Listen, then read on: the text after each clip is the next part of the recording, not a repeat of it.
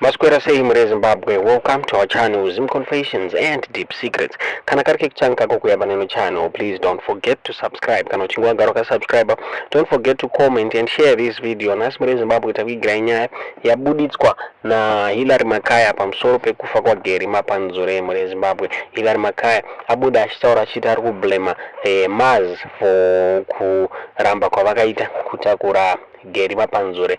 Mars iri kunzi yakati iri kuda 2.9 US dollars upfront kuti ikwanise kutakura Garry Mapanzure kubva kumasvingo kuenda kuHarare. Hanzi vakati vasimuke kana mari iyoyo isina kubhadharwa. So kunzi Garry Mapanzure akaita 10 hours ari mupenyu muri Zimbabwe achibetla for his life muri Zimbabwe. Saka zviri kuasvimwanzi dai vakati kasike kumuendesa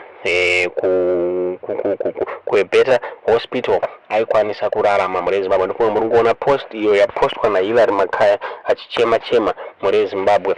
Ndofunga pane example zvakare ya doctor akashaika muri Zimbabwe aadmitwa kwa Mutare achifanwa kuitwa airlifted kuya kuno kuHarare muri Zimbabwe zvichinzi pakanzi padwa 5,000 US dollars muri Zimbabwe. Munhu ari muclinic inyaya inorwadza nyaya inosirisa health sector yedu yaimprove kuatenda vanhu muri Zimbabwe. Ndo nyaya yatata kuigira yabuditswa na Hilary Makaya. Amene munoiona sei muri Zimbabwe? Tudze zvamuri kufunga pamusoro penyaya comment section kuti dai kurunzi Garry Mapanzure akwanisa kukasika kuendwa naye kuhospital aipona here muri Zimbabwe kana kuti tudze zvamuri kufunga pamusoro penyaya comment section.